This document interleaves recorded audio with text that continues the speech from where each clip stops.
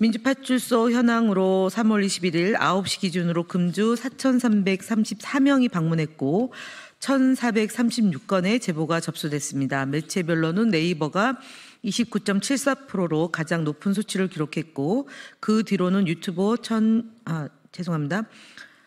18.11%, SNS가 13.72%, 커뮤니티가 6.89%, 틱톡이 3.76% 순으로 제보되었습니다. 한 주 동안 브리핑한 내용에 대해서 말씀드리겠습니다. 첫 번째로는 이재명 대표를 포함해 민주당 주요 인사에 대한 암살 등 테러와 관련된 음모론과 관련된 제보입니다. 해당 제보는 지난주에 이어서 이번 주에도 지속적으로 진행됐고요. 소기천 교수가 개인 SNS에 게시한 이재명 대표 암살 계획 성공을 빈다는 발언을 인용하며 네이버 등 다양한 온라인 매체에서 소기천 교수가 틀린 말 했냐 등의 암살 계획에 동조하는 글이 다수 게시되고도 있었습니다. 두 번째는 탄핵 촉구 시위 중에 고인이 되신 민주당원의 죽음과 관련된 고인 모독과 허위사실이 유포되는 정황과 서부지법에 대한 제2폭동을 암시하는 글 등이 유포되는 정황이 제보되었습니다. 3월 17일 탄핵 촉구 시위 도중 사망한 민주당원과 관련된 기사 댓글에는 휘발유 붓고 자살했으면 민주당이 공사나 유공자로 지정됐을 텐데 안타깝네요. 사망 원인이 이재명 때문이다라며 고인을 모독하는 망언이 있었습니다. 3월 18일 검찰이 김성훈 경호처장 등의 영장을 청구했다는 기사를 인용하며 서부지법을 다시 한번 압박을 넣어야 해요라는 내용의 서부지법 제2의 폭동을 예고하는 글이 게시되었습니다.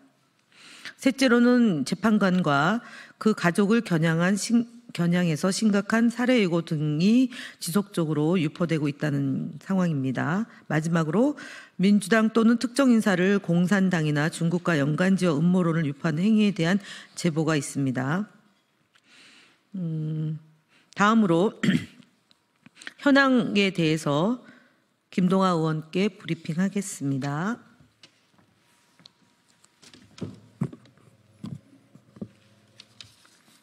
네, 주요 대응 현황 보고드리겠습니다.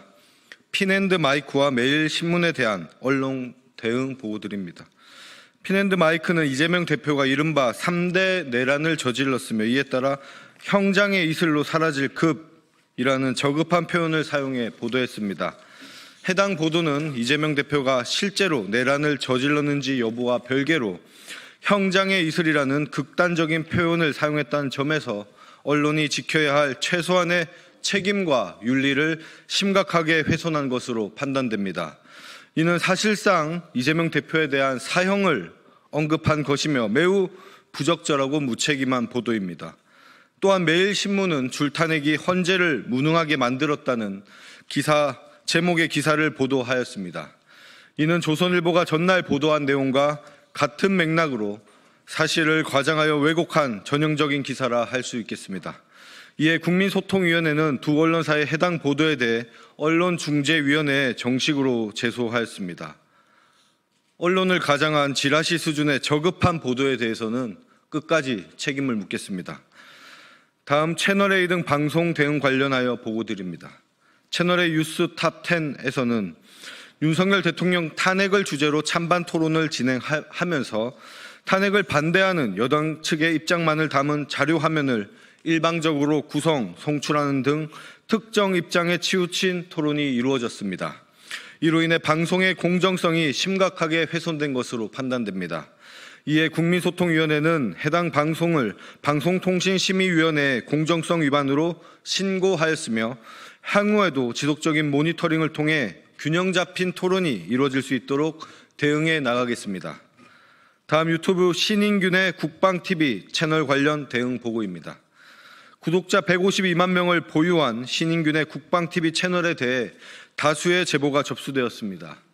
이에 따라 채널에 게시된 총 2,127개의 영상을 전수 모니터링한 결과 내란을 옹호하거나 이에 동조하는 내용이 포함된 영상 5건을 확인하였습니다. 해당 영상들은 유튜브 커뮤니티 가이드라인 위반으로 판단되어 플랫폼에 신고 조치 완료하였습니다. 네, 국민의힘 거짓말 시리즈 65번째부터 7번째까지 말씀드리겠습니다. 권영세 국민의힘 비상대책위원장이 3월 20일 국민의힘 비대위원회에서 민주당 당비가 이재명 대표 형사사건을 대리하는 변호사들에게 흘러간 정황이 확인되었다라고 주장하였습니다. 권영세 위원장의 발언은 이재명 대표 개인 재판 비용을 민주당이 지불하고 있다고 대중이 잘못 인지하게끔 진실을 교묘하게 흐리는 악의적인 거짓 선동입니다. 더불어민주당은 이재명 대표 개인 법률 사무에 당비를 사용하지 않습니다. 해당 계약은 당 차원의 법률 대응을 위해 용역을 계약하고 비용을 지출한 것뿐입니다. 국민의힘 또한 소송, 고발 등을 당비로 처리하고 있는 당 차원의 법률 사무가 분명히 있을 것입니다. 악의적인 거짓 선동을 멈추시길 바랍니다. 국민의힘 거짓말 시리즈 66번째입니다. 3월 20일 홍준표 대구시장은 본인의 SNS에 서울시 토지거래 재지정은 지나가는 개에 한번 물린 것에 불과 오세훈 시장 화이팅 등의 글을 업로드하였습니다. 오락가락 정책 시행으로 인한 행정비용, 정부 부동산 정책에 대한 신뢰 하락으로 인한 그 사회적 비용 등 엄청난 유명의 비용과 폐해를 초래한 이번 사태가 지나가는 개에 물린 정도에 불과하다는 거칠고 안이한 현실 인식이 그저 놀라울 지경입니다. 이 사태가 홍준표 시장의 안이한 인식보다 훨씬 심각한 상황을 초래한 정책 실패라는 점에서 홍준표 시장의 발언은 명백한 거짓말로 볼 수 있습니다. 국민의 피해보다 오세훈 시장의 주눅들미 더 걱정되는 듯한 태도는 놀랍습니다. 대체 홍준표 시장은 대구시정을 어떻게 운영하고 있는 것입니까? 이렇게 묻지 않을 수 없습니다. 국민의힘 거짓말 시리즈 67번째도 바로 말씀드리겠습니다.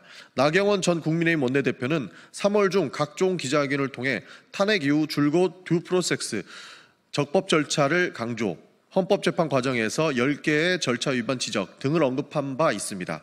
나경원 전 원내대표의 주장은 자가당착적인 모순입니다. 윤석열의 불법 계엄은 국무회의 등 듀 프로세스를 지켰는지, 최상목 대행은 마은혁 재판관을 임명하라는 헌재의 결정에 왜 듀 프로세스를 제대로 하지 않고 버티고 있는지 되묻고 싶습니다.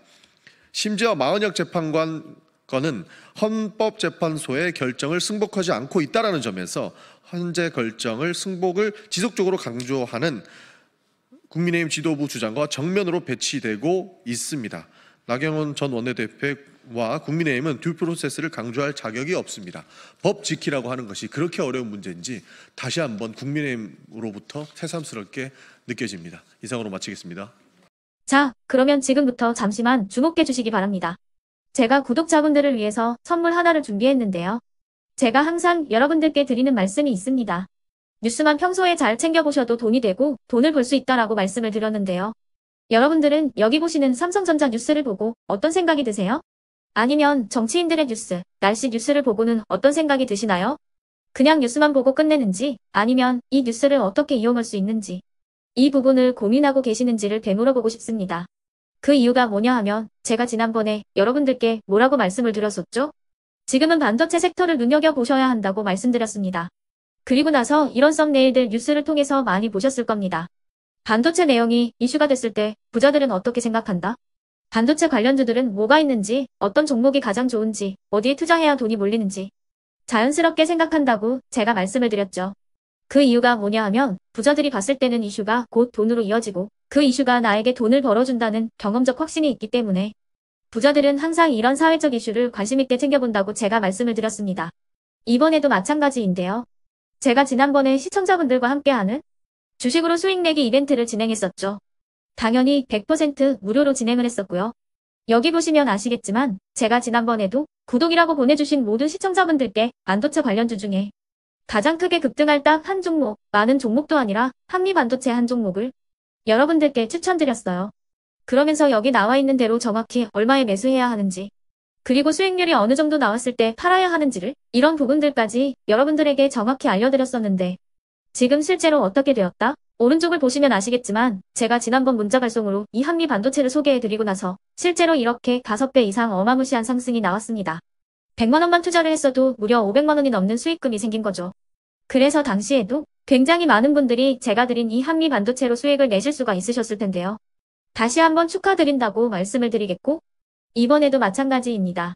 앞으로도 2024년, 2025년 계속해서 기대해볼 섹터는 AI입니다.